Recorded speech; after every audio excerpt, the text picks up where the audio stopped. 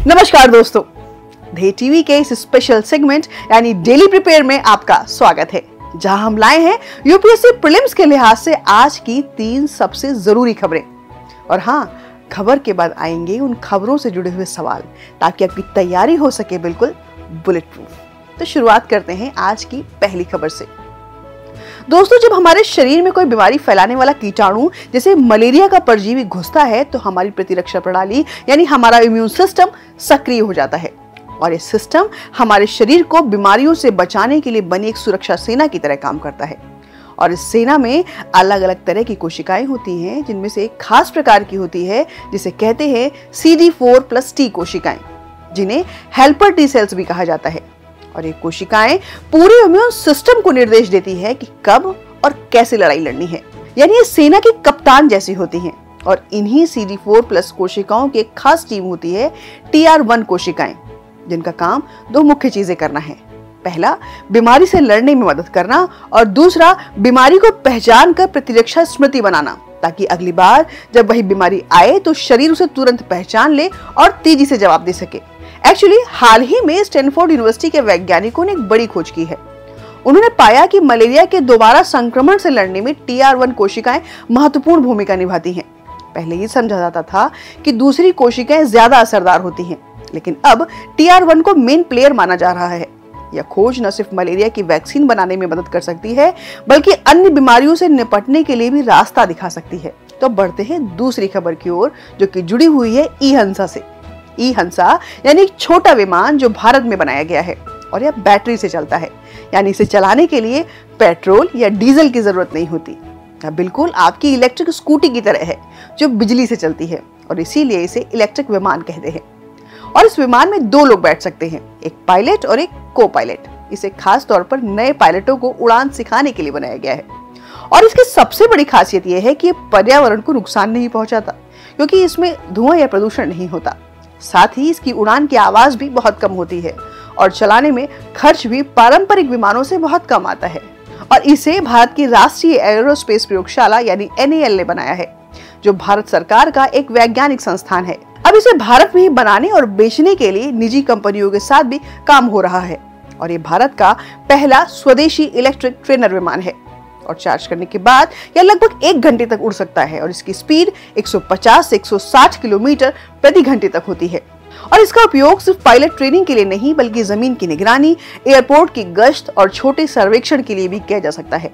और इसीलिए ई-हंसा विमान न केवल भारत के लिए तकनीकी प्रगति है, बल्कि अब पर्यावरण के प्रति हमारी जिम्मेदारी और उड़ान प्रशिक्षण को सस्ता और आसान बनाने का रास्ता भी है। तो अब बात करते हैं आज की तीसरी और अंतिम खबर की, जो जुड़ी है भारतीय मानसून से। MJO यानी मेडेन जूलियन ऑसिलेशन, यानी हवाओं और बारिश की एक बड़ी लहर, जो खास तौर पर धरती के उष्णकटिबंधीय इलाकों, जो कि 30 डिग्री नॉर्थ से 30 डिग्री साउथ तक है, में चलती है। और यह लहर पूर्व की तरफ बढ़ती है और साथ में बादल, बारिश और तूफान भी लेकर आती है। और जब MJO सक्रिय होता है तो यह बारिश को बढ़ावा देता है और मानसून जैसे मौसम को मजबूत करता है।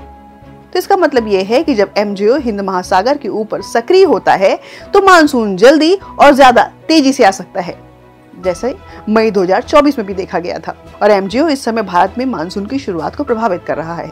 आमतौर पर मानसून 1 जून के आसपास शुरू होता है, लेकिन इस साल या पहले यानी मई के अंत तक शुरू हो गया है। और इसका कारण MJO का सक्रिय चरण है, जो बारिश और तूफान को बढ़ावा दे रहा है। और इसके अलावा समुद्र का तापमान भी सामान्य से ज्यादा था, और लानिना की स्थिति ने भी मानसून को मजबूत करने में मदद की।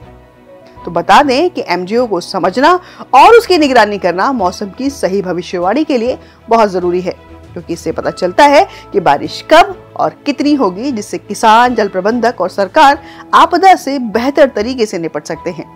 खास तौर पर भारत जैसे देश के लिए, जहां मानसून का असर सीधे खेती और लोगों की जिंदगी पर पड़ता है, MJO की जानकारी बहुत उपयोगी होती है। और अब बारी आज के सवाल की, तो over to you Kesari sir. धन्यवाद दीप्ति मैम। दर्शकों से आग्रह है कि इन सवालों के जवाब कमेंट बॉक्स में हमें ज़रूर बताएं। जैसा कि हमने वादा किया था कि अब हम कोशिश करेंगे कि इस प्रोग्राम को रेगुलर लेकर आएं, इसकी क्वालिटी भी हम सुधारेंगे। आप लोग भी अपने सजेशन देते रहिए कमेंट में। मैं अपने एंड से हमारी टीम क्या चेंजेस करेगी ताकि आपको आसान भाषा में ये कंटेंट मिलता रहे, आपकी तैयारी और भी बेहतरीन होती जाए। तो शुरुआत करते हैं अपने पहले सवाल से। हाल ही में चर्चा में रहा मैडन जूलियन ऑसिलेशन यानी शॉर्ट फॉर्म में MJO मानसून के संदर्भ में एक महत्वपूर्ण फैक्टर माना जाता है।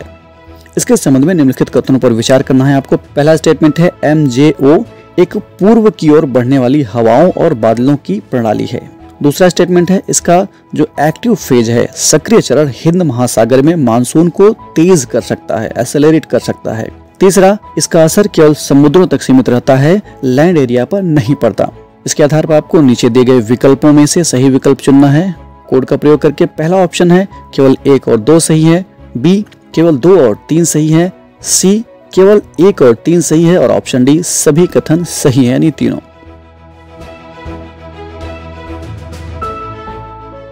इस प्रश्न का सही उत्तर है विकल्प ए यानी केवल पहला और दूसरा सही है। एक्सप्लेनेशन के लिए आप फिर से न्यूज को दोबारा सुन सकते हैं और कुछ एफर्ट अपने तरफ से भी लगाई है ना।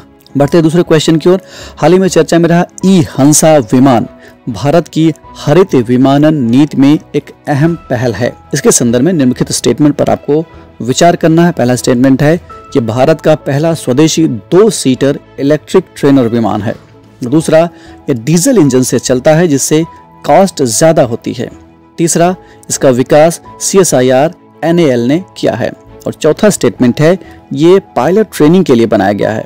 अब इस स्टेटमेंट के बेस पर निम्नलिखित में से कौन सा ऑप्शन सही है ये आपको बताना है। आपके ऑप्शंस हैं ए केवल 1, 3 और 4, बी केवल 1 और 2, सी केवल 2 और 3 और ऑप्शन डी सभी स्टेटमेंट सही है। इस प्रश्न का भी सही उत्तर है विकल्प ए यानी केवल 1, 3 और 4। दूसरा स्टेटमेंट सही नहीं है। एक्सप्लेनेशन देख सकते हैं आप न्यूज से। बढ़ते हैं आज के तीसरे क्वेश्चन की ओर। निम्नलिखित में से TR1 कोशिकाओं और मलेरिया संक्रमण के संबंध में कौन सा स्टेटमेंट सही है। पहले कूट के बेसिस पे स्टेटमेंट देख लीजिए। पहला स्टेटमेंट है TR1 सेल्स CD4+T कोशिकाओं का एक उप प्रकार है, सब वेरिएंट है जो इम्यून सिस्टम में हेल्प करते हैं। दूसरा स्टेटमेंट है ये सेल्स इम्यून मेमोरी को बनाने में हेल्प करती हैं जिससे शरीर दोबारा संक्रमण को पहचान पाता है। तीसरा स्टेटमेंट है मलेरिया के दोबारा संक्रमण यानी इन्फेक्शन में TR1 सेल्स की कोई भूमिका नहीं होती। और चौथा स्टेटमेंट है हाल ही में रिसर्च से पता चला है कि TR1 सेल्स मलेरिया के खिलाफ लड़ाई में मेन रोल प्ले कर सकती है। आपके ऑप्शंस हैं ए केवल 1, 2 और 3, बी केवल 2, 3 और 4, सी केवल 1, 3 और 4 अथवा ऑप्शन डी केवल 1, 2 और 4।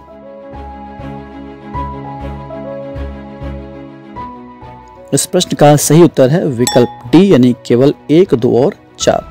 तो दोस्तों ये थी आज की 3 सबसे जरूरी खबरें और उन पर बेस्ड क्वेश्चंस। ऐसे ही important daily current news and MCQs के लिए आप हमारे साथ जुड़ सकते हैं और जुड़े भी रहिए। अगर आपको ये फॉर्मेट पसंद आया हो तो लाइक, शेयर और कमेंट जरूर करें। और हाँ, अगली बार फिर मिलते हैं कुछ नई खबरों के साथ और नए सवालों के साथ। जय हिंद।